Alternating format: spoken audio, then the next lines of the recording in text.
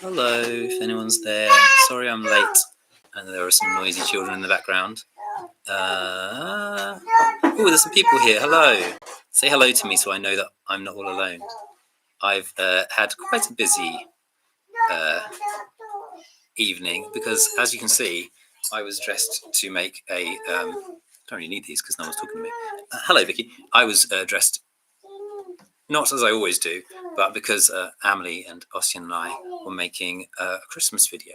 And so this wasn't actually the plan. Last year, I planned to wear this outfit. This year, I just happened to be wearing it. Hello, Kira Wagner and Diane Gidley, or Gidley, sorry.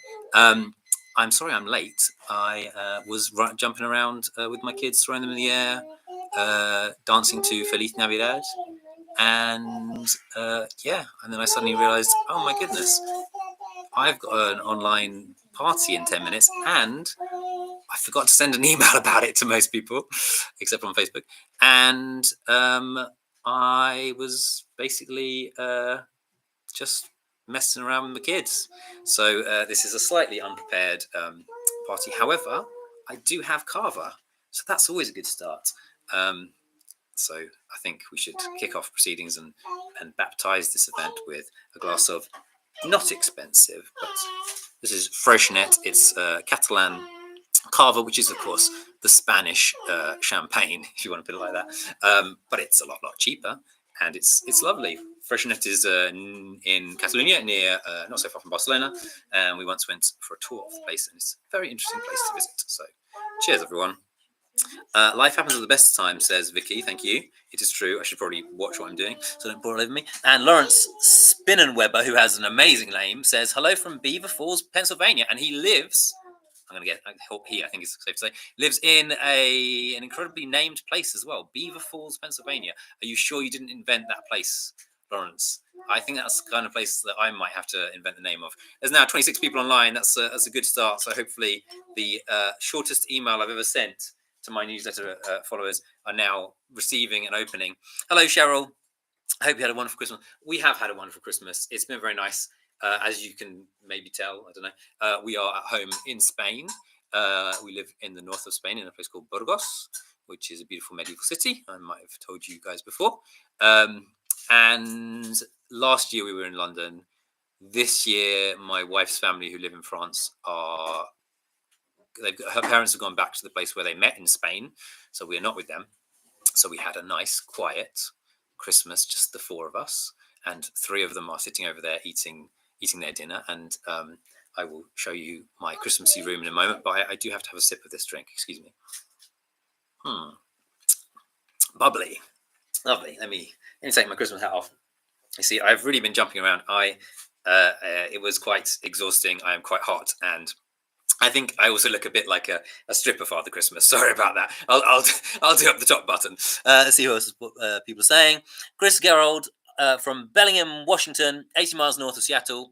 Where you were? I was in Seattle in June and July. Yeah, for my friend John's wedding, and I loved it. And I met some of my readers. I know a couple of them couldn't be here this evening, but maybe a couple of them will be. And Seattle was great. I've never been to Seattle before. I'd only been to New York in America before. So it was very nice to see the other coast. And so it's good to know you are from nearby. And then Brian, who I know who often talk to on Facebook, says, happy holidays from Alton, Illinois. There's an Alton in the north of England I've been to. And Feliz Navidad from Reno, Nevada. Thank you. I was just singing Feliz Navidad. I don't know if you heard that.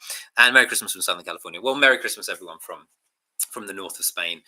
My house is very Christmassy, and I will show you now, if you haven't seen it on Facebook, my tree. Hang on, turn it around.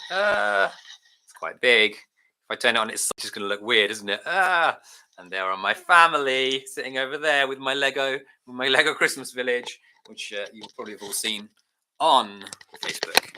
So there you go. I don't know. Can everyone hear me okay? Because I've got three microphones connected, and I have no idea which one you're hearing me through.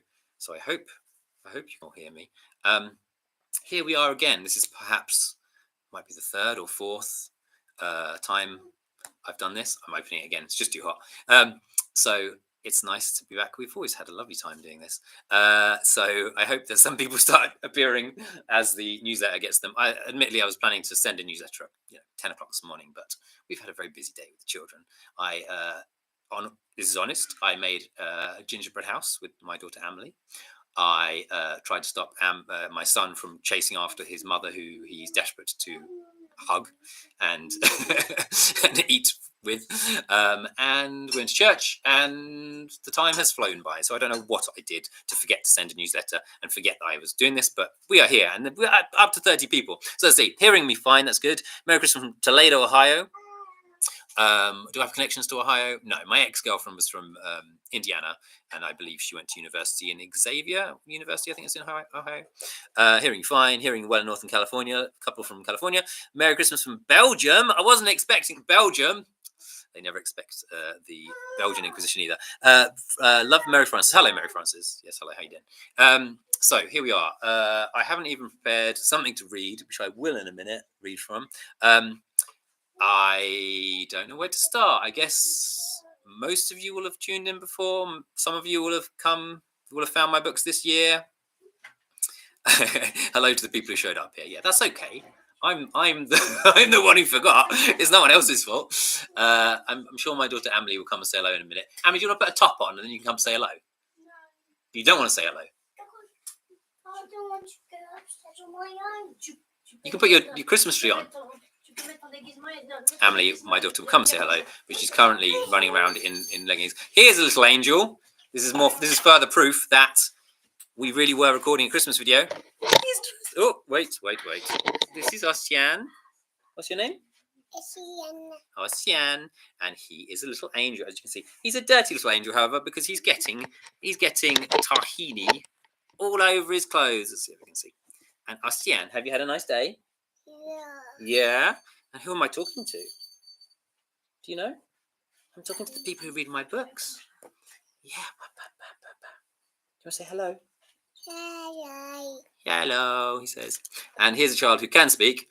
It's my daughter Emily, and she's dressed as a Christmas tree. Obviously, we wear these clothes all year round. Everybody, don't you be thinking that this is a one-off. I'm just lying about the Christmas video. Emily, what were we doing before this? Were we making a Christmas video, or is Daddy lying? We were making a Christmas video. Okay. Yeah. So people are saying hello, Bonnie Martin, and apparently you two are adorable. Well, that's because they didn't see you a couple of hours ago when you were ignoring my directions of my video about 20 minutes ago. Sorry, we lost it.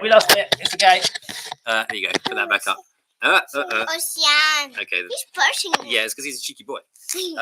And Emily, how old are you? Tell the people. Good. How old are you? 8. 6. And what did you get for Christmas? A doll. And what does the doll do? Emily, come pick him. What does the doll do? It gets dressed and undressed, and we can put makeup on her, and we can make her hair. Do her hair, yeah. It's a really good doll. And I'm expecting it to be like Barbie size, and it turned up, and it's slightly creepy. It does sometimes look at me when I'm watching movies here alone. But it's a lovely doll. What's her name? What's Ossian? Ossian, you probably saw was going for the camera then, and he's now getting tangled in the cables. He's really interested in technology, apparently. Okay, all right, children, you can. That's your cameo done. The lucky people who tuned in early can enjoy that. So everybody, I'm slightly flustered by the lovely bells. I guess that's on Emily's outfit. I think they're Christmas baubles. A few of them have fallen off. But I know you've got a bell on your hat, haven't you? Oh, yes, she's got a bell on her hat, so thank you. Could you promise that Christy will stay as charming as he has been when he grows older? Well, I did. There you go. That's a joke. I don't think I'm particularly charming. This is Nancy. Nancy's having a lovely Christmas. Aren't you, Nancy? Nancy doesn't freak me out when it's late at night and she comes and talks to me. Hello. Will Christy always be as sweet? It's hard. It's difficult, isn't it? Because, of course, he has to grow up a little bit. And I think with the first book, I mean, the series has been very successful, I'm very glad to say. And I'm very lucky in that sense. But I know that some people will have been turned off by the first book where you have this 16-year-old, which, now I read it, looking back, from the stage the story's at now, if I went back to it now, I'm sure I would find it almost teenage, which of course it was, kind of the idea. I'd been writing teenage novels before my Izzy Palmer books. I've been writing kids books. And so my idea was to kind of combine those two things and have a very fresh approach to murder mystery. Scary doll, yeah, a little bit scary, let's be honest. And so he has grown up immensely, but it's had to be very, very gradual because, as Vicky has already said, a lot of my readers really want him to stay young and innocent and youthful. But then I have other people mailing me saying there's not enough progression. He needs to stop being a baby, and no teenager would do that. And I was like, I mean, honestly. So someone's just said, again, Vicky, she suspects that Chrissy is part of me. Yes and no. I mean, I was definitely a pretty innocent. I wasn't exactly ahead of him at his age. Is he now 19? I think he's still 19. Is he just turned 20? He's 28. I think he's just turned 19 or 20. I'd have to look. I have notes about these things. Normally I'm not so flustered, and I know. So I went to university and obviously had moved out of home by the time I was 20. But I know people who stayed at home and never had a girlfriend. I know people who still haven't had a girlfriend in their 40s. Which is not the only thing with Chrissy, but he has had this cloistered existence. Being a rich kid at that time would have meant that you were just protected from the whole world. It was a completely different time. Innocence was a very different concept even then. And someone's saying teenagers can still be youngsters with their grandfathers. Oh yeah, and that's another thing. Of course, in context, he might be quite different with his school friends, which we've also met. Hello, what are you doing there? You can go away from for a minute.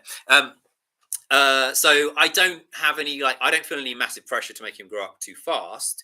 If anything, it's the other way around. It's doing it gradually enough. However, as in February, I think I'm going to start writing the first Lord Edgington book set abroad, and I'm kind of treating it like not a reboot, but hopefully a way for new readers to find it, and hopefully there won't be that one block in the sense. 20 in the latest Christmas book. Thank you. Yeah, he shares the same birthday as me, and I do that because that way I remember to change his age, and it's much more difficult for Marius and Bella. Me and my editor were talking recently. We couldn't work out. Well, they started off about 28, but we couldn't work out who was the older, who was the younger, and I didn't, sort of plan that out so clearly. So it's nice with Christy because I can trace it back, and I know he was born in August. So yeah, but with the new book, I hope to find new readers, and that's why I've not the only reason why I'm taking him abroad. I think it's nice to try these different places and keep the series fresh. But it gives me the opportunity to sort of start it with a 20-year-old assistant that's kind of normal. There's nothing out of the ordinary there really. So Brian's saying, I enjoyed the puppy dog aspect of Christy at first, but it's good to see him grow up. I also like that Lord Edgington is letting Christy take the lead. Yeah, and that's another thing. I mean, one thing I really feel I have to say, and I think I've said it in the newsletter, is that I don't see that I'm not building Christy up to replace his grandfather. Okay, he's 7. Again, I'm a bit. I haven't worked for 10 days, which is a Christmas miracle, and so I've completely, don't have my head in the books. So I believe that the grandfather is now 78, turning 79. So, and people tell me, oh, he's going to have to stop soon. Well, as I said in my last news, I said, tell that to Paul McCartney. Paul McCartney is 82, and he's still going. And I saw him with Emily in concert 2 weeks ago, and it was crazy. 2.5 hours, almost 3 hours, starting at 9 o'clock at night with non-stop. And, he didn't announce, so he just finished his tour in London. He didn't announce it as his last tour. You would think if it was going to be his last tour, he would have said early on it sold out anyway. It was really difficult to get tickets, but he could have probably charged another £100 on the already ridiculous expensive tickets. So I am not going to stop Lord Edgington being as dynamic and as outgoing as he is until Paul McCartney slows down, or we hear that he slowed down, and my mother slows down. And my mother is she's a year younger than Paul McCartney. She's 81. And she is a dynamo, and no one will believe she's 81. She was on this call last year, and she is incredible. And she's not watching because she's not on the newsletter. Not that I reminded people in time anyway. So I don't agree that people in their 80s, still in their 70s at the moment, can't be the lead, the driving force in a mystery novel without it being a sort of.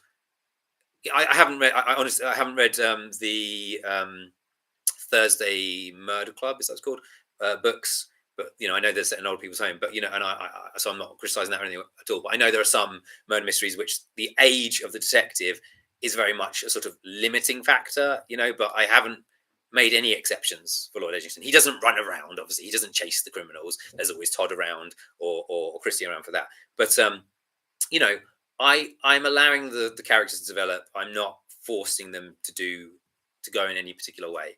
All right.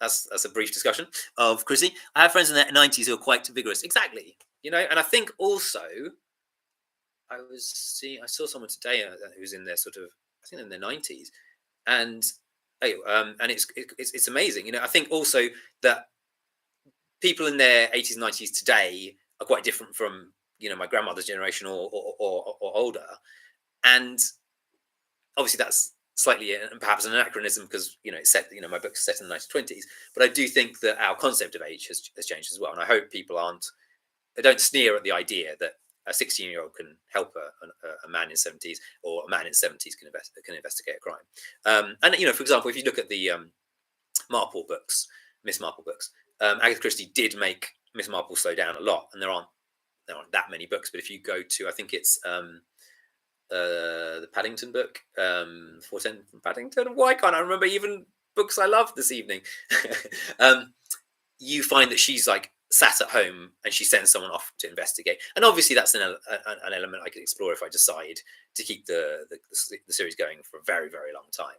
But I mean, it's only been a few years for the moment. I hope now to spend a couple of years abroad, and then probably take it back to Britain. So I'm in no hurry to kill off or massively change. Thank you, 450 from Paddington. 10 to 5, not the 4, 10 past 4. Thank you. So yeah, that's one area of my books covered. There you go. Cheers, and I have another drink. I hope you are all knocking back bubbly wine at home. For those who missed you, I've got Rosé Freixenet from Catalonia, which is retails at about €6.99 a bottle, if anyone's interested. I'm sharp and active and approaching my 90th year. Well done, Chris Gerhold. Excellent work. We should all be like that. We should all aim to be like that. So, what has happened this year? How has it been? Well, most of you will know that it's been a tough year for my family. My brother Daniel was found to have cancer very late. He'd had cancer before, and they just simply didn't. He had symptoms. He was reporting it to the doctor, and they simply didn't find that it had metastasized to the liver. And things have sadly just gone worse since then. We've had a really, really hard build-up Christmas, and writing has been a lot harder this year because of that. Because we took a really long summer holiday and went to Italy.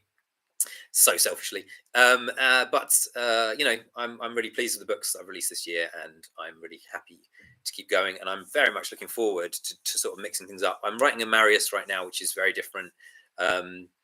Should be finishing it in the next few days. Going back to work at last, and then I'm going to write a standalone contemporary mystery thriller. It's going to be a bit more thrillery, but it's not going to be nasty, and it's not going to be full of swearing or anything. So I'm hoping I'll keep my existing readers, but also find those kind of readers who prefer just a one-off, and then hopefully they will then give my other books a go anyway. So yeah, I'm really looking forward to reading that. To writing that, because I'm not setting a deadline for it.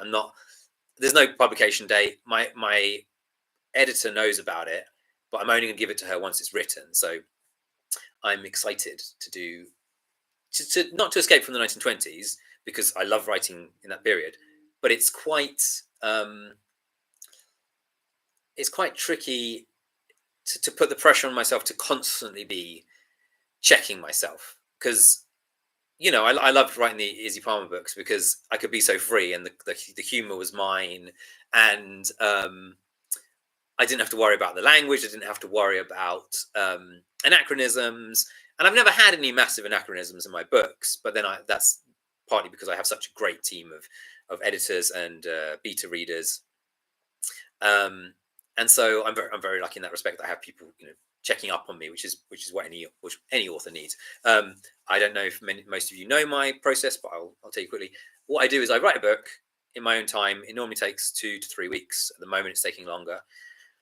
And then I send it to a lovely couple in Massachusetts, actually, which might sound odd because I write British fiction. However, the wife of the married couple was a British history professor and is an expert in her field on the period up to the 1920s, and has written really interesting texts on poverty in Victorian times.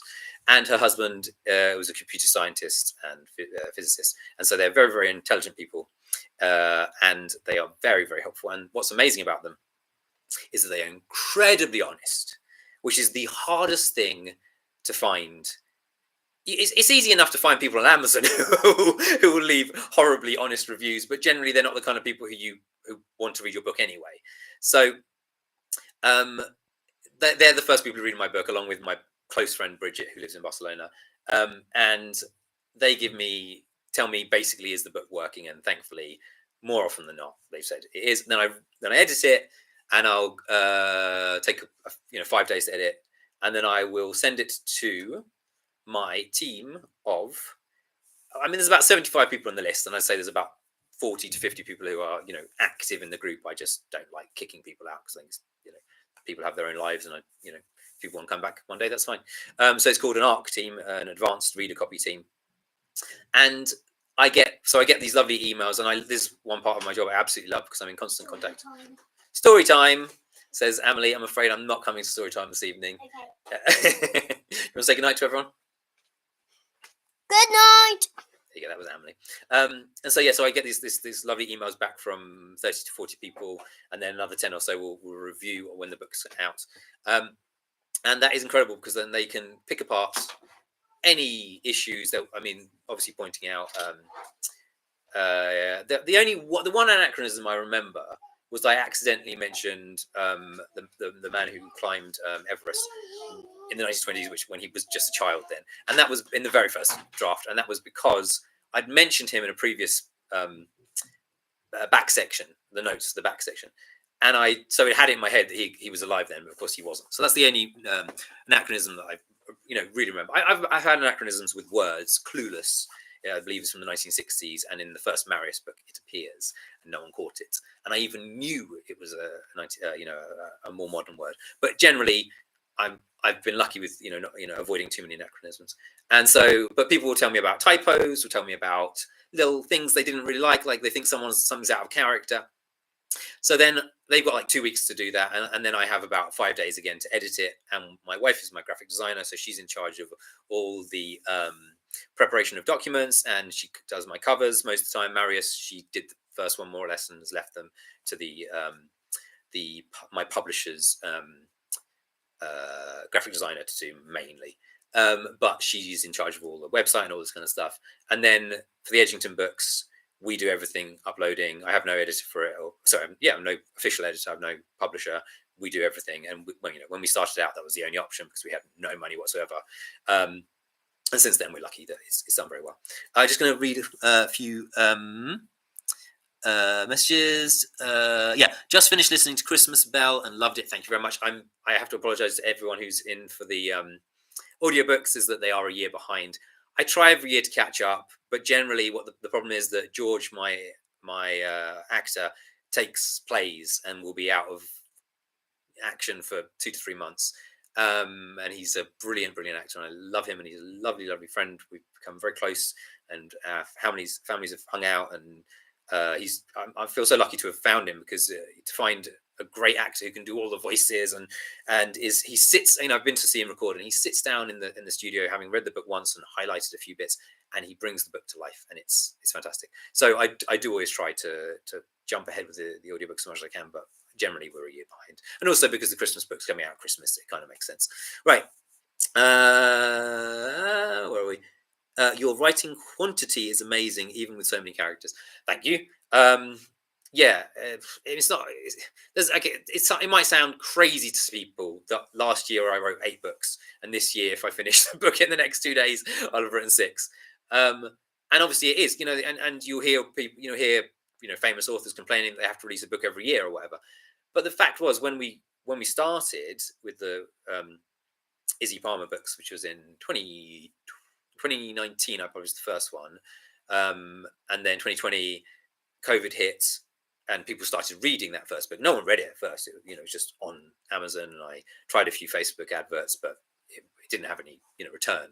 And then with COVID, people were at home. They found it. I found a little audience, and it meant that I could sort of start believing that I could do this. And I'd been writing for years and years, and I did a master's in creative writing. I'm sorry to all the people who've heard this story many times. And so at that point, we literally had no savings whatsoever. We had to borrow €3,000 from my in-laws to keep us going that first year, because my school, I was an English teacher here in Spain, closed down. My wife was a graphic designer for an online university, but Amelie was 18 months, I think, 2020. She was about 2 when COVID hit. And so she was off work still, looking after Amelie. In Spain, you can have 3 years, 2 years unpaid, 1 year sort of semi-paid, 2 years unpaid leave. And so she had a year left on that. And so she wasn't working. My job had gone, and I didn't want to do it online. It was horrible. So we just saw the possibility, though, with books, with people starting to read them. And by the end of the year, I'd pretty much maybe covered my very, very low salary, but it was tight, and we didn't have money for things for the first 6 months. But then the following year, I published Edgington, and they were immediately 3 to 4 times more successful, and then they've grown since then.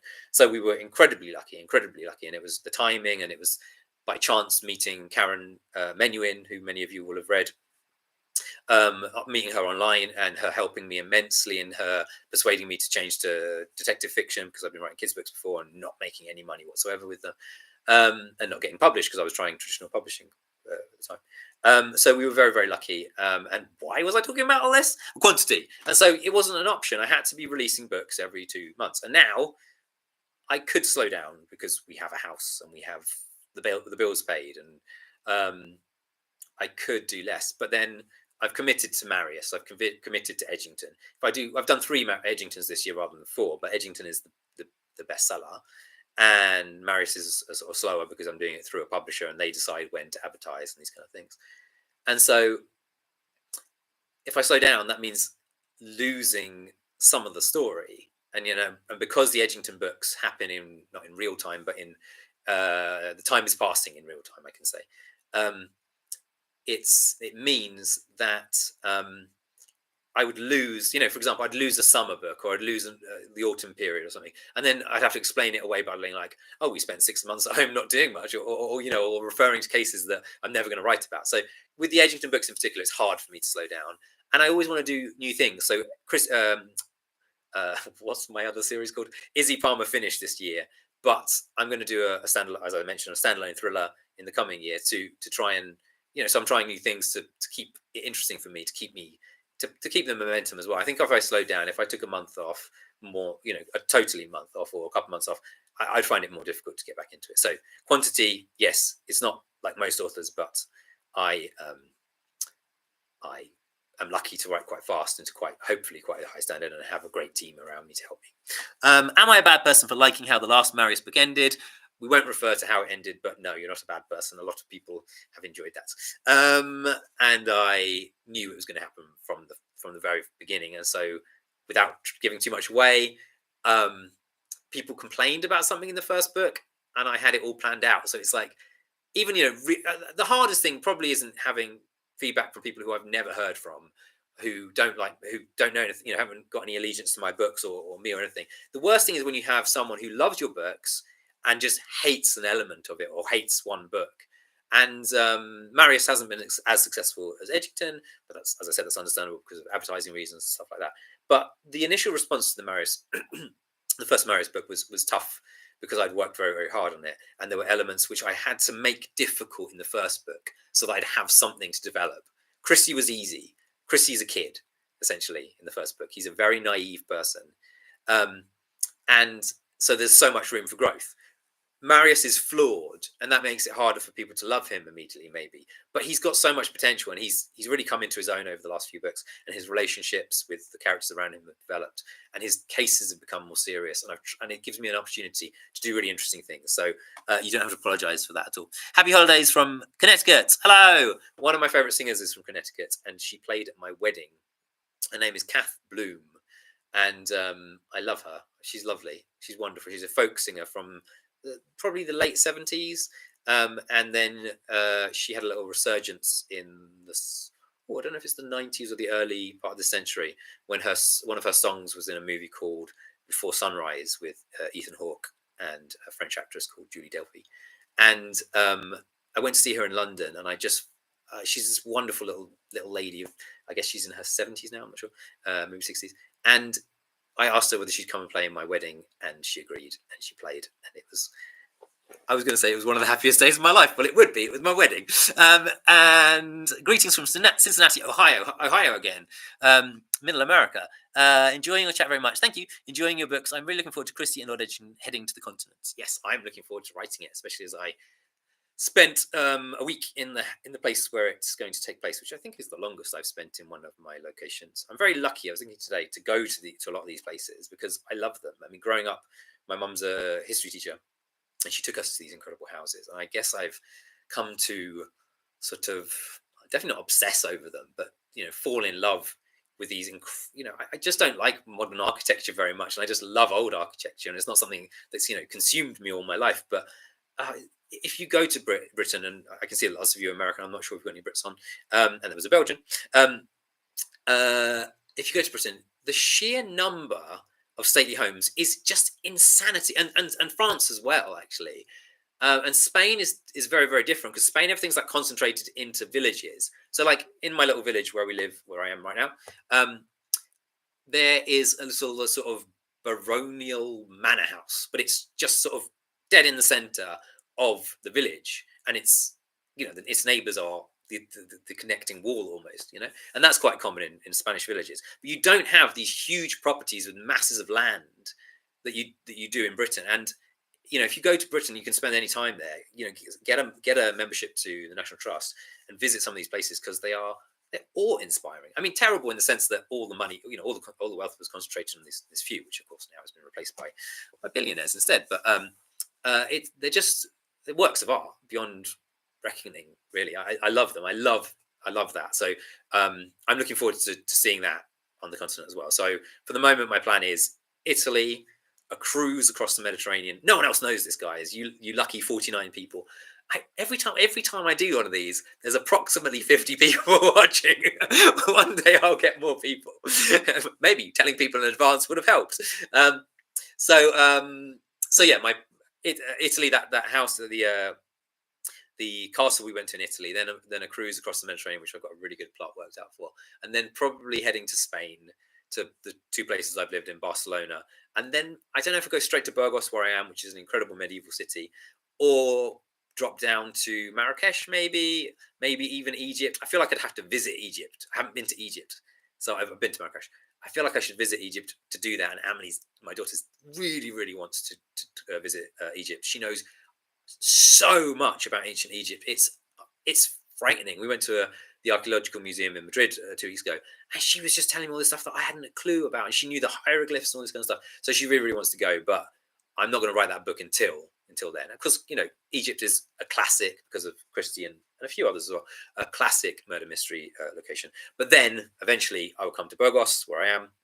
Look it up. It's the most beautiful place. And I'm going to share pictures. I wanted to do it in that newsletter that I didn't manage to send today, of the Burgos at Christmas. It's out of this world. And they have these beautiful giant balls in the cathedral square this year, which are like, what's the word for it? Like mother of pearl, that someone will tell me in a minute, though that very brightly coloured, multicoloured finish. And the whole city is like a chocolate box village at Christmas. It's amazing. Anyway, and then go up to France. I've already got a monastery we stayed in France to set a book in, and eventually perhaps Germany, or, approximately, and I want to go back to Lake Garda in Italy. So there you go. That's what's going to happen in Lord Edgington for the next years. Oh, I want to have a creepy sort of spooky Halloween one as well. There you go. Let's keep going. Writing quality is amazing. Oh, thank you very much. Greetings from my favourite Dachshund lover. We've had exchanged emails, Ava. We were talking to a Dachshund just the other day. We were giving a Dachshund a cuddle. My son Ossian, whenever he sees a friendly little dog or a cat, he just goes, chien in French, or dog, and he just walks up and goes woof woof and tries to grab them and hold them. So he did that to a Dachshund the other day. Enjoy Karen Menuhin, thank you. She is amazing and a lovely person, and she's supported us. I mean, I edited her books for a couple of years. We both got too busy to work together, essentially. And she paid way over the odds so that we could survive that first year. She was so kind, and I owe her a great deal. And we do stay in touch and call every couple of months. So still good friends. Okay, my wedding singer's name is called Kath Bloom, and her most famous song is "Come Here," which is a very, very gentle song. She did a lot of sort of more alternative experimental stuff with in the 70s, but I like her later sort of mainstream folk, poppy folk sort of stuff. Come Here, the album Come Here is beautiful as well. I enjoy the Marius books. I might not look something, but I think the key is trust the author's vision. Thank you, Brian. Yeah, I don't want to tell people I'm right and you're wrong. And I think the main thing I learned doing a master's in creative writing was to accept other people's criticism, and I will never ignore, if I remember to reply, a reader's criticism or thoughts on a book. And Ava, who just mentioned the Dachshund, have I included a Dachshund yet? I have every intention of doing so. I think I have. I think I had a reference to a Dachshund because she happened to email me, or it was talked about in the back of the book. Remind me, Ava. So I try to be very responsive to my readers because I really, really respect people's opinions, but also because you don't improve if you don't respond to feedback. There was this. So I did during my masters. It was a really, really small group on the west coast of Wales, and in a beautiful city called Aberystwyth, very, very small seaside town. And there was just 5 or 6 of us, and there was a girl. I was about to say her name. That would be mean. There was a girl who just couldn't take feedback, and so the idea was you'd write a very short piece, and you'd go into the seminar, and you'd have a very good lecturer. There you go. Here's someone I'd really recommend. Historical novelist who's only written two novels, and he's recently started writing Victorian detective fiction with his partner. But when I was with him in 2004, he published this fantastic, incredible book called Rifling Paradise, which is set in Australia. But he's a professor from Oxford, my lecturer, and so he's quite jealous because we're still in touch, and he's quite jealous that I publish all these books because he's just published his third in about 25 years. His first one is amazing as well, both set in the Victorian period. Anyway, so you'd go into his seminar and you'd take a short piece of writing and you'd read it out, which of course is a frightening thing for a lot of people. And you would have to then sit and hear other people's feedback. And one day we all had to write a poem, and this girl read hers out, and it was quite abstract. I didn't know what it was about. And I said, because there's no point in going there and not giving feedback. I said, I think, maybe it's a little, I don't know what I said, sentimental or obvious or I think I was quite polite. I think that was more critical than I would have been. I think you could change this and this, basically.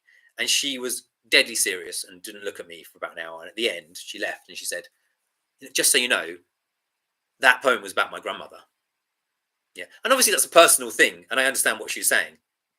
However, whatever the feedback is, if you want to improve as a writer, you have to take it. You have to hear it. I'm not going to agree with everything everyone says, but it's so rare that I don't make some change because of what my ARC team are telling me. I am very, very open to feedback. So if you ever have any ideas or you've had, criticism or whatever, I'm very, very open to it. So I understand, the Marius book, it starts off in a difficult place, and it gives me a lot of room to write. Any interest in a visit to Ireland? I'd love to come to Ireland. Oh, you're suggesting for the books.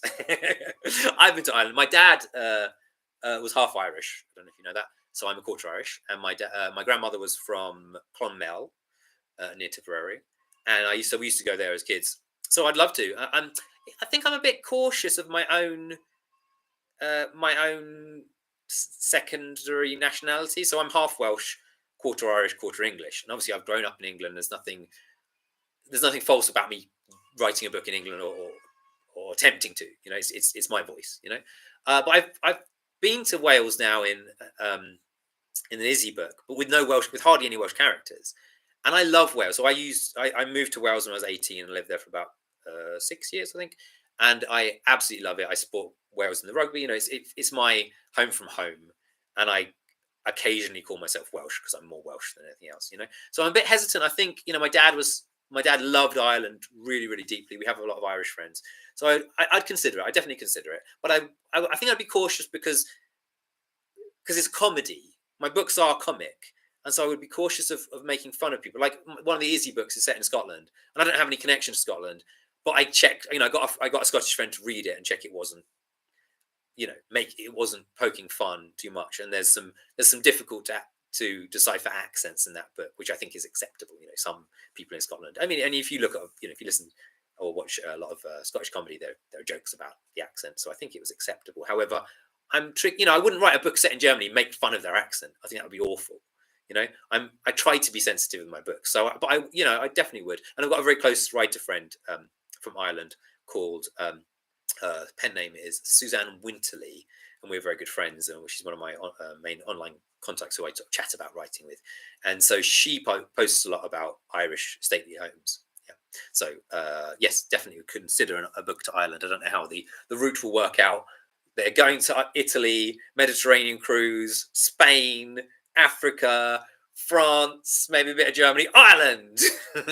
We'll see. Let me see. I think I've missed a couple. No. Izzy started your Benedict Brown adventure. Thank you. Yes, I do still love those books, and I don't think I think I'll one day at least write a novella or something to go and check in with them. What is my wedding singer's name? Her name was Kath Bloom. I mean, I said that answered it. Sorry. Hello, Patricia. Any interest in Visit Island? Yes, done. Was the nod to the box of lights in Mistletoe Manor intentional? Mistletoe Manor. You'd have to remind me what it was. Obviously, in the probably almost definitely, because all my Christmas books are full of Christmas references. But in What the Vicar Saw, the story is set, and I had permission from the estate of. I've had 2 sips, and I can't remember a thing. John Masefield, thank you, wine. I had permission from the estate of John Masefield to set my book in the same location as the Box of Delights. If anyone doesn't know the Box of Delights, I would really recommend it, especially the 1980s, I think, BBC serial 6-part children's drama, which is one of the best things I've ever seen. I absolutely love it, and I reread it. I just listened to the audio dramatization, which is also very good, with Amelie this year in the car, and she absolutely loved it. It's kind of got a lot of folk magic, and it's got about it's a unique book, and I can't understand it's not more celebrated. I mean, considering it was 20 years before Tolkien, I think, and before Narnia. I mean, surely C.S. Lewis read that book before writing Narnia. It's exquisite. I absolutely love it.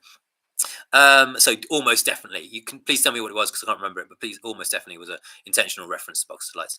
I keep picturing Lord Edgington as looking like the Count of Champignac in the Spirou and Fantasio cartoons, the Franquin period. I'm afraid I don't know them. I'll ask my wife. She will definitely know them.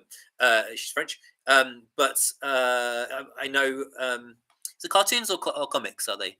But I will have to look it up. You may well be right. I think I picture Lord Edgington. There are some visuals of what Lord Edgington is supposed to look at, including on the sort of graphic I did for this this night. But I think I picture him as looking rather. I've always said like Sam Shepard. Is that his name? Oh no, not Sam Shepard. I think Sam Elliott. Sam Elliott. Yeah. God, I can't remember any names tonight. What has happened to me? Pretty sure it's Sam Elliott, the American actor who is a brilliant actor. I imagine him in the movie The Golden Compass, which is another of my favorite books. I love kids' books, and I love sort of classic fantasy like that. Not like not adult fantasy, not like elves and that kind of stuff, but like kind of literary kids fantasy, if that exists. Holiday greetings from North Carolina. Hello, my cousin got married in South Carolina. We might have had this conversation before. He met a girl from South Carolina at a wedding. They spent about a week together over Christmas, and then he flew over there to get married. And my mum met his parents before he did, which is funny. 82-year-olds and a big fan of all your series. Thank you for your wonderful stories. Thank you, Barbara Holland. As a German, thank you for that. Oh, not make fun of Germans. Yeah, I mean, my first girlfriend was German from Heidelberg, and I don't want to use nationality as a joke, because also I'm a foreigner. Okay, I'm very much a foreigner. I've lived in Spain for 18 years, and I am foreign. Okay, despite English being the most sort of spoken language in the world, but also the most sort of classic interpretation of old times in movies, right? You know, you go and see Gladiator, everyone's supposed to have an English accent except Denzel Washington. He's allowed not to have one. But I live in a foreign country. I am a foreigner in another country, and so I would never make fun of Spanish people in that way. I'd never want British people to make fun of British people in that way, because I don't think it's necessary. I think there's much better comedy to be had. So I will not be doing that. Yes, in the undertone of humour subtly weaving through your writing. That sets it well above all else in the genre. Oh, that's very kind again, Chris. I've tried writing without comedy. I'm going to try that thriller to have less comedy, maybe a bit of dark humor. But yeah, I struggle, and I think also if you read an old Agatha Christie, there's a lot of interviews and not that much action in between. I feel the need to break it up. I don't think you can just have interview after interview after interview, even though you're finding out new information and you're piecing together the clues or whatever. I think unless you're an incredible plotter for evidence, which is a skill, which I don't plot, it just has to come to me as I write. So if I'm concentrating and I'm focused on the book, it works better than otherwise. I think you can do that. And Christie would have a new twist essentially just through the interviews mainly. They don't. I mean, obviously there's going to be scenes of looking at a murder scene or whatever, but I think comedy really, really helps, and it also helps trick the reader, because you set the reader off guard. You know, I have that advantage where I can make people laugh and make people ignore that there's actually a clue there. So comedy is very, very helpful. Mira. I'm not sure that name. Mir and Anne, maybe. I have a Box of Delights on DVD and audiobook. Me too. Yes, everyone should have it. I've been promoting John Mason, and you should read the book as well. The book's a little bit different. It goes a bit more sort of. There's this sort of long digressive scene where they go to sort of fairyland, which could probably have been cut, and which is cut in the TV show. But it's very beautiful. I love the book, and I've read other stuff by him. He's a brilliant writer. He was the poet laureate of Britain, and he was the most successful poet of his day and most influential, maybe not, because he's more sort of slightly mainstream. But John Mason was very, very important in his day, and he isn't read widely anymore. So I even read like his silly sort of teenage adventure novels. Harry Crump said he's done a show on that night since pagan times. Yeah. I'd forgotten it until the children's show was reshown. Yes, that's definitely a Box of Lights, no question about it, as a Box of Lights reference from my first Christmas mystery. My first Christmas historical Christmas mystery, which was the Mystery of Mistletoe Hall. I can't even remember my own books tonight. What's wrong with me? Queen Elizabeth's second servant until her death at 96. Exactly. Lord Edgington has years ahead of him. Yes, exactly. And she was in good form pretty much until her husband died. I think it's fair to say. I mean, she had minor things, and as is often the case, people lose sort of their motivation when they lose their partner. We had my great aunt and great uncle died exactly 1 year apart to the day, and I mean, it's tragic really, but she just didn't see, she was in her, I guess, her 90s already, and she just didn't see the sense in living, and she just wasted away over a year. So yes, if the Queen can do it, then so can Lord Edgington. Although she does have very good doctors, I'm sure. Did. Wishing all the best for Daniel. Thank you. Yes, my brother, he really, really struggled before Christmas, but he's been much more optimistic, and I found him a nutritionalist, if that's the word, nutritionalist who specializes in cancer, and he's doing this thing called, I think it's mitochondrial antibody treatment in addition to his chemo, but basically the first two rounds of chemo haven't worked, and he was very incredibly low, and he's the most amazing person in many, many ways. my mum's incredible. I'm lucky to have an amazing family. But I'll tell you about Daniel quickly. Daniel went to university to study drama, and we'd both done quite a bit of drama. And after a year, he took his student loan, which you get in Britain, and he bought a drum kit, and he left university. And he did not become a world famous drummer, although he did try a little bit. And he worked in clubs and bars for about 5-6 years, and eventually he had to move home because he just didn't have the money. And he moved home. He didn't know what he was going to do, and he ended up working in hospitals, in mental health wards, and he was excellent at it. And then he trained to be a nurse. Went back to university, trained to be a nurse in his late 20s. Worked at the Priory Clinic, which is famous for rehabilitation of very, very rich people and celebrities like Gaza and Amy Winehouse and the sultans and whoever needs help, for all kinds of mental health issues and addiction issues. And he was there, and he didn't want to be there. He wanted to work in the national health system, and he eventually found a job. And he set up a clinic within a few years of working as a nurse. He actually ended up setting up a clinic for people with eating disorders, which helped people massively. And he's still in contact with people whose lives he saved. He's an amazing person. And from that, he did a master's. He's really not academic compared to my older brother, who's a genius. And I'm lazy, so I'm also not academic, but I got by. And Daniel did incredible. He just did phenomenally, and he worked his way up in the healthcare system, and he became a manager. He became the head of mental health nursing for St George's Hospital in London, and he went on from that to another promotion. I'm not sure he was head of nursing, but he was very, very, very high up in a large London hospital. And then he got cancer, and that was a year ago, and he had to quit, and that's it. He can't work, and he's had a very, very hard time. But I believe in him, and I won't give up. I won't give up. So. Doxies have appeared twice, once in Izzy and once in Marius. What are doxies? Oh, Daxons. Oh, there you go. Yes, I'm sure it's because of you. By the way, how is your brother doing? I've just told you. Your use of language is fantastic. Sometimes reread whole sentences just to enjoy the subtleties of the vocabulary. Thank you very much, Rose. I'm not aware of that. I try very hard with language. Sometimes when you're having to write a book in 2 weeks, that's what goes out the window. The poetic element of it. I'm sure if I had a year to write a book, I'd try to craft these incredible things. But one thing that enables me to write well, in a sense, is that it's so concentrated. I sit and I put a 20-minute timer on, and I have to write in that 20 minutes. And it normally takes me an hour to do 20 minutes, to be honest, or sometimes 2. But I force myself to sort of time myself and to be aware of how much I'm writing. And it's that intensity which the ideas come. I can't sit down. I never go in the morning, okay, I'm going to write this, this, and this today. I might have an idea for where the plot's going, but I don't know what the language is going to be. I don't know what the joke's going to be. I don't really know what the characters are going to be like until I reach them. I might have an idea of how many there are or something. But, I'm writing this Marius book now, and it goes all over the place. And all I knew was that I was going to use an old real case as the inspiration. There's a famous case called, very famous case in the Victorian times, which influenced a lot of murder mystery novelists, of a woman who was sentenced to death for the murder of her husband with arsenic, I think. And everyone thought she was going to be forgiven because there was very, very little evidence, but she was sent to prison.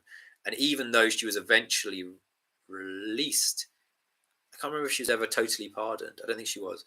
And she lost control of her children. She never saw her children again. And it's a really interesting case. And whenever I hear about these things, there's a brilliant podcast called She Done It, as in who done it, but She Done It, which talks about a lot of old cases, which have been really, really influential on my books this year, at least. The last Edgington, the one before this one, Silent Pool, was influenced by the disappearance of Agatha Christie at the real place, Silent Pool, and that was also through that She Done It podcast. So that's all I knew about this Marius book, and I've got about 20,000 words left to write, and I more or less know the plot, but I don't know in which order it's going to happen or how it's going to come together, and I just hope it works.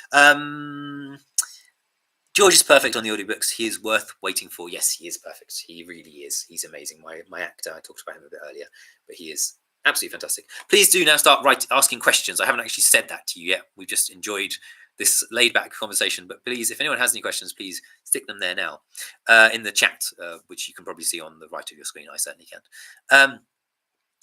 So Chris is heartbroken to have to leave for a holiday event. Will this be available in the YouTube archive, and will there be further video chat events with you? I believe it will be available. I normally do just this one every year. If anyone's desperate for me to do another one, I can do one, spring or summer. I would be happy to do that. So please, it's getting to 9 o'clock. So if anyone has any questions, I'm going to sip this a little while longer, and then otherwise I'll read a little bit of the book. It is very nice. It's very nice indeed. Cool and crisp. Not too sweet.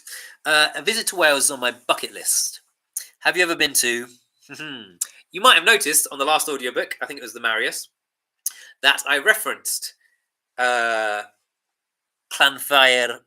the Rest. It's the longest name in Britain. It was previously the longest name in the world. It's a small town in, I think, central Wales. I'm not quite sure where in Wales, which has about a 27-syllable name, which was, it sort of had a folk root. It had a connection to the town, but it was essentially added to the name of the train station sign to get tourists in Victorian times to come.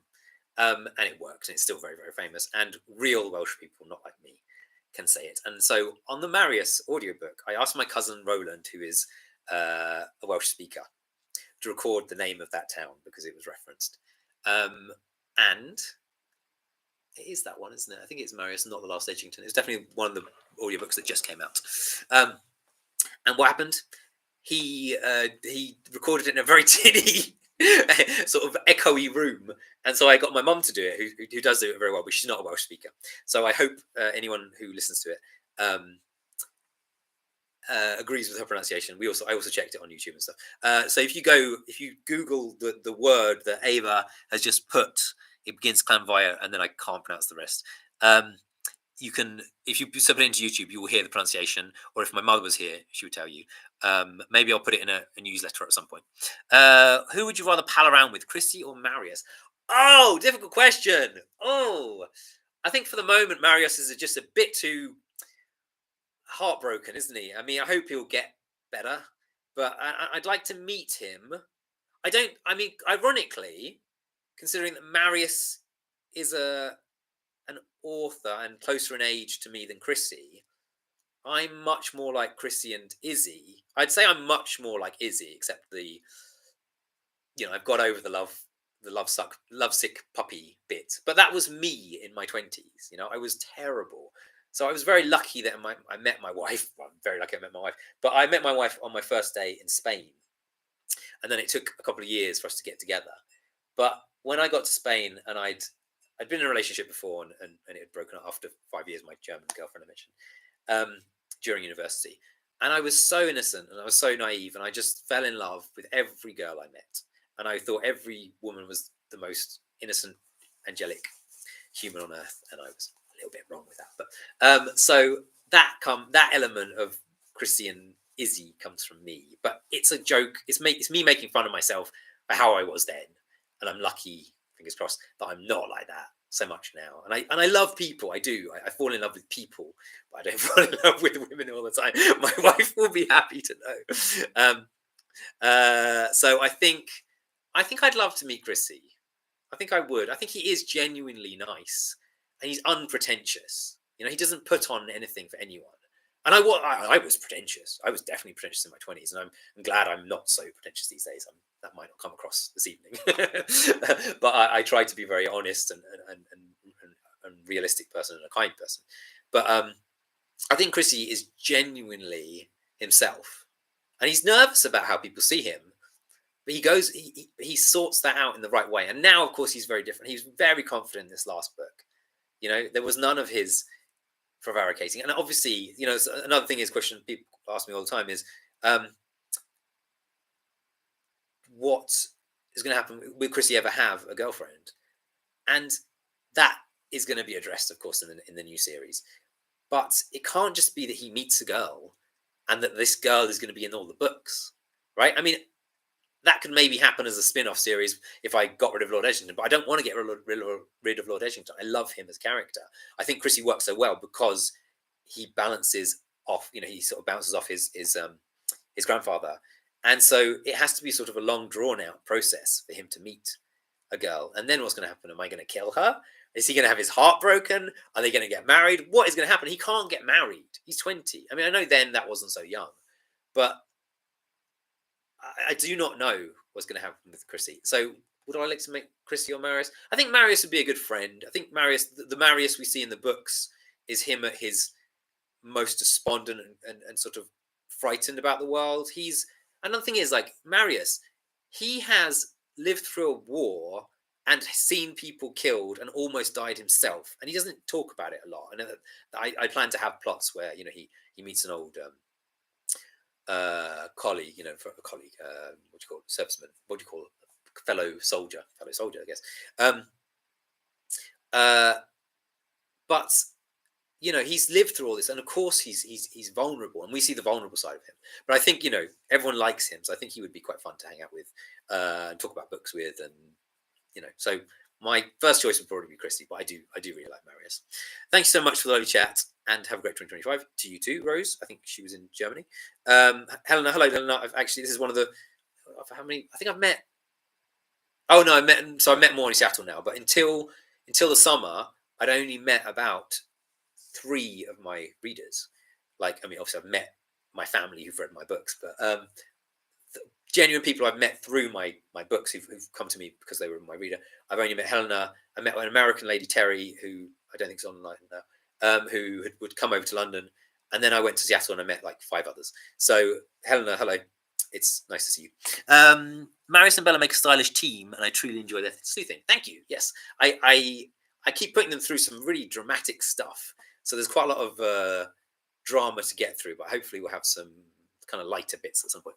I thought at the end of one of the last Lord Edgington novels you were setting up a girlfriend since the setting was near Lord Edgington's estate. Then you said Chrissy and Lord Edgington would travel. Yeah, I mean, this is the problem, isn't it? I've introduced a few people who might be suitable, and there was that nice... there's been the odd nice girl who didn't turn out to be a horrible culprit, or and of course there's the girl he kissed, and in one of the early books.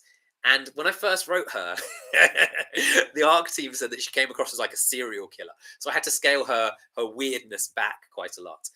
But then she might pop up on the continent, because of course she was adopted essentially by. I think he's an Egyptologist, right? So I think I'd like to bring those characters back. The professor, who's a friend of Lord Edgington's from his university, from his childhood, I think. And I can't remember her name. Ariadne, is it? Named after my cat? I think so. So yes, there's been the odd girl that, and I think the most appealing was the actress in The Snows of Western Moor. Maybe just because she was so flirty and almost kissed Chrissy under a table, which it was definitely a teenage dream come true for me if I'd been that age, kissing a pretty actress.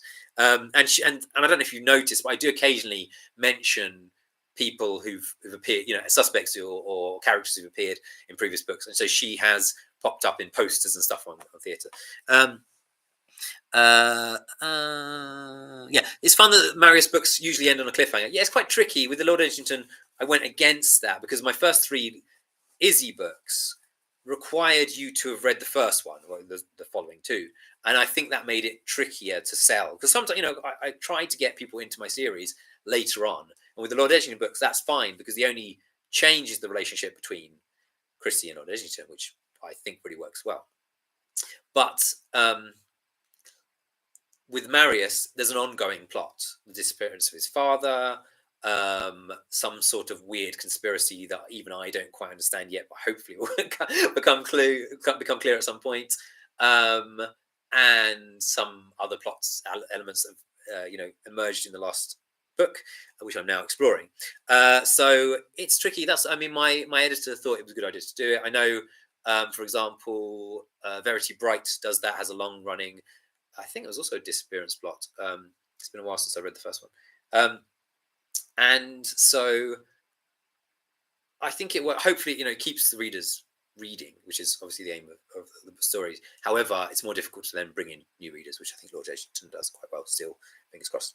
And also, my Christmas book is my best-selling book of the year each year, because people will give it a go, and then hopefully they will go back and read the earlier books in the series. I know quite a lot of you might have found my books because of Christmas.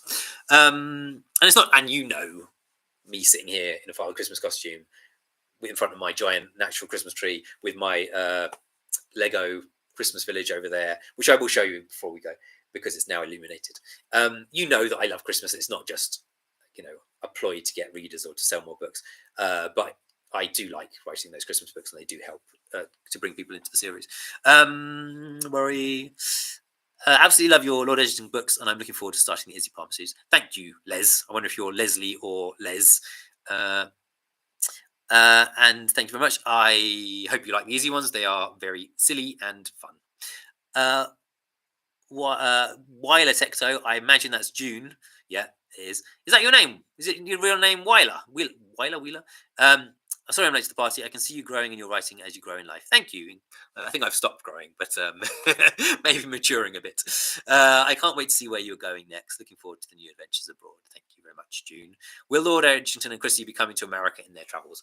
Yeah, I mean, it just depends how well the books do, really. Like, I'm a bit nervous about it because rather than just calling it Lord Edgington Book 16, I'm calling it Lord Edgington Abroad Book 1. And I don't know how Amazon works, because most of my sales come through Amazon, and most of any author's success on Amazon is because Amazon is a machine that makes recommendations. So if you've bought a previous book, you might get a recommendation, or if you've bought a Karen Menuhin book or a Verity Bright book, it might tell you to read my books. I don't know if people are going to go, oh, I've finished that series, I don't need to read the next one. I don't know if Amazon's going to go, oh, that's not the same series, we won't bother recommending that just because you've read the previous one. I'm nervous about it, and so I've no idea how long the international series will continue. I hope it does really, really well. If it does really, really well, I'll just go everywhere, basically. But I'll start in Europe, and then, as I said, I've already got a Mediterranean cruise book set up for the second book in the series. And I don't know whether I'd do another one to get over to New York. I think it would only be New York. I don't think I'd go deeper because I know New York best for one thing. I'd like to do it again. I think it would be nice because so many of my readers are American. About 2/3 of my readers, I'd say, are American based on sales. So I try to, I'd like to do that. That would be nice. I'm also, trying to construct a plot through these travels. So I don't know if it will happen, but there's no reason why it couldn't. Maybe we'll see. Yes, you should something it in a book. June, you're missing a word. You should something it in a book. Put America in a book. I don't know. I enjoy all your books and have read them all. Thank you, Carol. It's very nice when people like all the different series. It's lovely. You haven't actually read them all because there's about 10 unpublished kids' books, which no one's read. But that's my fault, not yours. There's always a new dish in the Edgington books that I have to find out about. I'm planning to make the tunis cake in January. It looks delicious. Thank you. Yeah, I didn't know tunis cake. And when I published that book, so it's a sort of, I think if I'm remembering correctly, it's covered in thick icing. But when I published it, people emailed me saying, "Oh, we make that every Christmas or every." I can't remember now. Is it Christmas or is it Easter? I can't remember. Was that Simnel cake? I'm totally lost in cakes. I am good at creating these books. I'm bad at remembering them, apparently. Or maybe I'm just, we've barely slept over Christmas. It's probably that. Just because it just took so long to get Christmas ready. We had a big party on the 13th. So we had to get the house ready, and then it was just a disaster afterwards. We had to do it all over again. And Ossian is absolutely adorable, as some of you will have seen earlier. But he's almost 2, and Emily's almost 7. And they are lovely, but a lot of work. So we haven't been sleeping enough. Yes, but food. I haven't talked about food much, but food is really important in the books. And it also is something that attracts people to the books. And there are, a whole genre of cozy mystery, which is culinary cozy. And it's not quite that I've gone quite to that extent. But I think it adds a richness, and also, it's the sensory feel of a book. The smells and the tastes, the that get mixed into it. So I think it helps a lot, and I love finding out about the old books, the older dishes, and what's kind of tragic and sad is that until the Second World War, British cuisine was very, very varied. I mean, it was massively influenced by French cuisine as well, but we had this specific cuisine, whereas today, and I love international food in Britain. I absolutely love international restaurants. They're amazing. One of the best things you can do in Britain is eat in restaurants, and not just British restaurants, obviously, but you should try. But today, there's only a few dishes that are like everyone would know.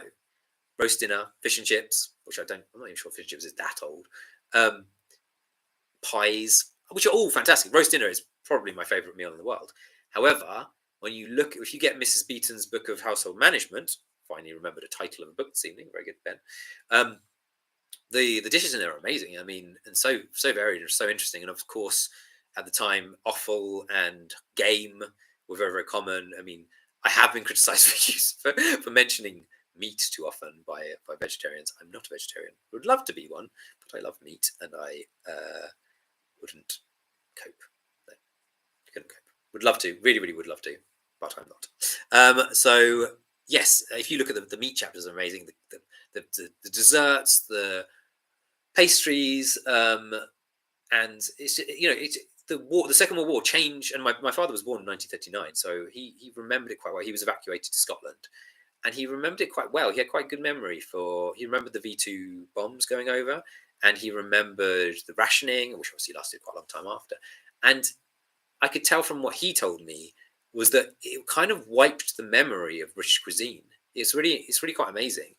And so after the war, food was so limited that you couldn't make any of the rich dishes before. I mean, of course, there would have been a huge difference between the rich and the poor anyway, but before pre-war anyway.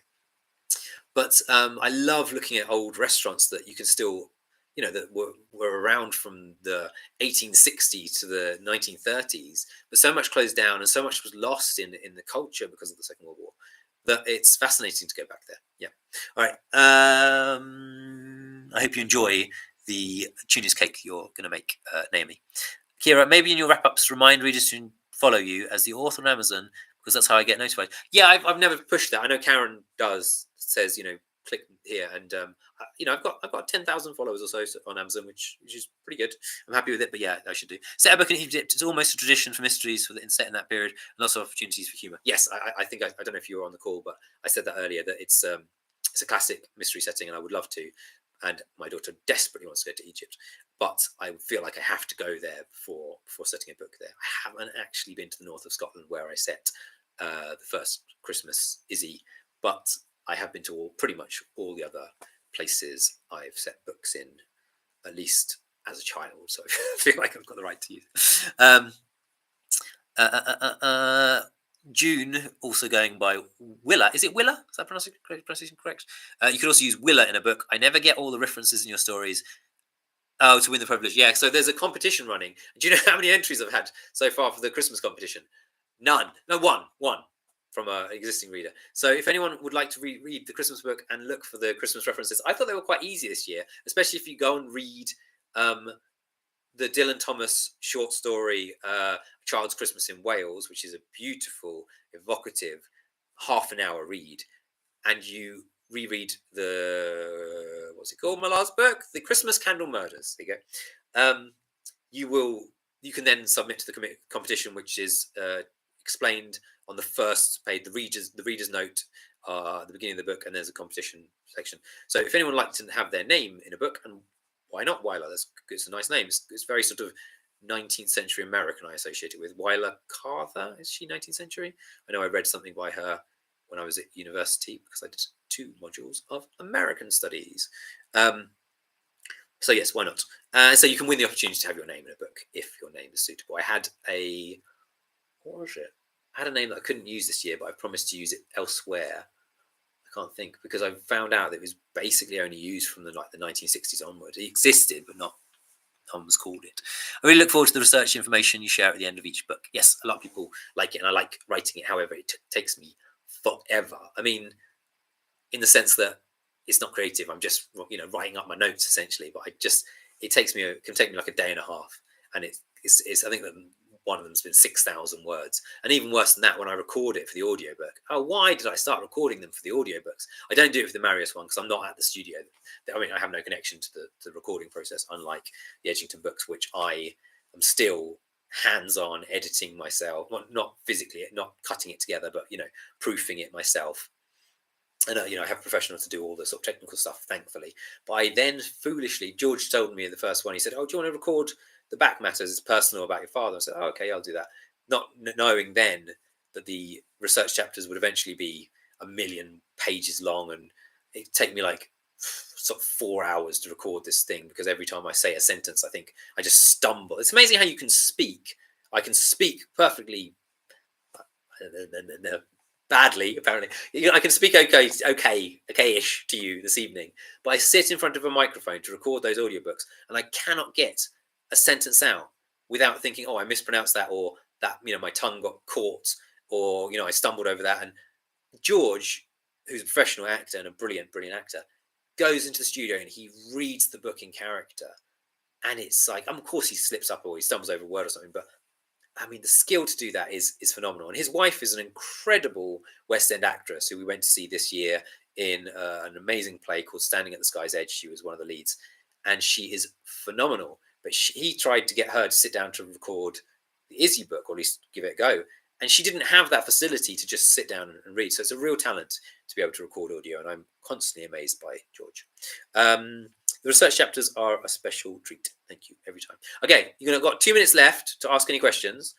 During that time, I'm going to have a sip of this drink. I'm going to go and show you my illuminated, it wasn't ready when I published it on Facebook, Lego Winter Village. And then if there's any more questions, I'll answer them. And if not, I will bid you farewell. Don't know if you've been able to see. There's a nutcracker. My brother Daniel's got a massive collection of nutcrackers. He's always getting new ones. I think I've had a grand total of 3 glasses of wine this Christmas, because hang on a second, it's going to be shaky for a second, because Marion is still breastfeeding, and quite a few of our friends are Mormons, strangely, because considering we're in Spain, but they are a Spanish-American couple who are Mormons, so they don't drink. So I do not drink a lot these days. So I've enjoyed that glass of wine. Here you go. This is my Winter Village. This is about a quarter of my collection. I've got a ridiculous amount of winter Lego, and I love it, and it increases every year. That's my new one I built this year. I think it was last year, and some of them you can buy light sets to install on them. And some of the things I've sort of made myself. That little skating rink, Emily has queued up the people, but the little brown-haired woman in the middle is supposed to be my wife Marion, because she was a champion ice skater. There's the Wizard of Oz standing on the bridge for some reason. Emily's been playing with it, and we've got a little town square, another Christmas tree, and a post office, and a bakery, and a giant gingerbread house with a quite frightening gingerbread lady and a gingerbread man somewhere, and a little choir playing, and that's just a cottage, and another house, and there's got a family living in there. There you go, there they are, look a bit like us. And this is what Emily made this year, my daughter. She made a little house of her own. She's her first time she's added her own. I mean, she made a really small one last year, but that's pretty wacky and cool. I like it a lot. And I told her it basically looks like the town eccentric's house covered in Christmas decorations. So there you go. That is my Christmas village. Here's my Christmas tree. You can see how Christmassy our house is. It's got red curtains up all year. We're not that coordinated, but it is quite Christmassy here. Right, and I'm going to sit back down, have another sip of drink, and see if there are any more questions. If not, say goodnight.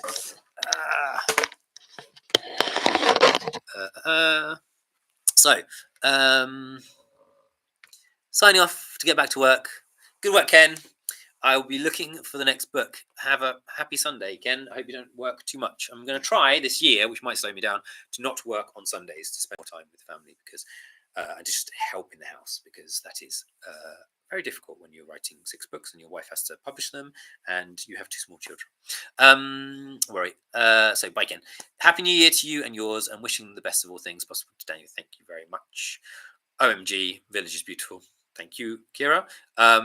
It's beautiful. Thank you. How long does it take to set up?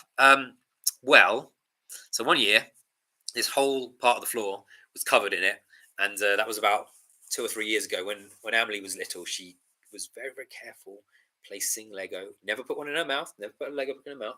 And then Ossian's come, and he's a bit more Godzilla-like, so he can't really do that anymore.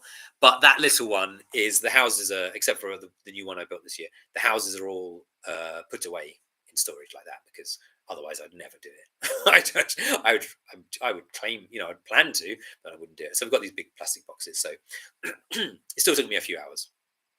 And whenever I install one of those light kits, it takes a long time. They're very fiddly because you've got these tiny, tiny little wires and plugs.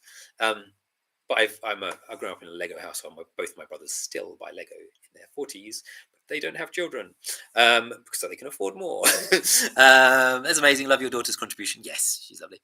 Wishing you and your family a happy and healthy new year. Sending positive energy to Daniel. Thank you very much to everyone who's contacted me and just read about Daniel. My brother who's had cancer. It was really moving for him to see all the responses. And also people were very generous donating to the cancer charity that he was helping to promote. And they felt they surpassed their goal, and working with teenagers with cancer who are recovering from cancer in some cases. So thank you very much, everybody. Thank you for Helen K says, thanks, Benedict. I think I have to send you an email back because you Helen K from Coventry? I think I owe you an email. I'm basically ignoring my emails at the moment, but we did listen to your Christmas card. Thank you very much. The village is lovely. Thank you. Thanks again, and prayers again for Daniel. Thank you, Kira. So yeah, just thank you, everyone. Thank you so much for thinking about my brother. And I'm so scared of losing him. It's been a very, very hard time. He's 45, and he's an incredible person, and I don't want to lose him. I really don't want to lose him, but we're trying to be proactive and optimistic, and I'm praying he'll be here with us next Christmas and for many more. But he's very, very, very ill, and we've all appreciated the thoughts and prayers that people have given us. So thank you, all of you, and thank you for reading my books, and thank you for wanting to come here on a Sunday evening, afternoon, morning, whenever it is in your time zone. Next time I will try to be a bit more organised. Merry Christmas and a Happy New Year, and I will end the stream now. Thank you, everybody. Bye-bye.